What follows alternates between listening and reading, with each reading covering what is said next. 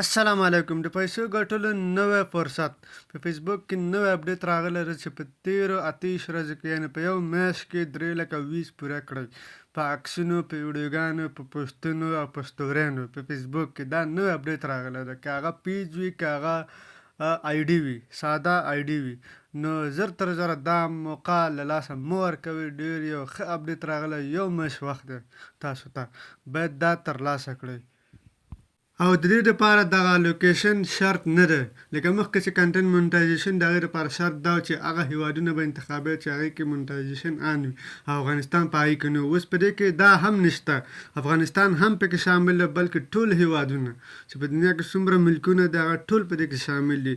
نو دا صرف فیسبوک د یو میاشت لپاره یو فرصت، یو موقع ټولو فیسبوک کاروونکو لپاره راوستی ده. نو زر تر زره دغه 3 لکه ویز باید تاسو پوره کړئ، هغه په عکسونو او په ویډیوګانو. نو دا ډېر په اسانۍ سره پوره کېږي.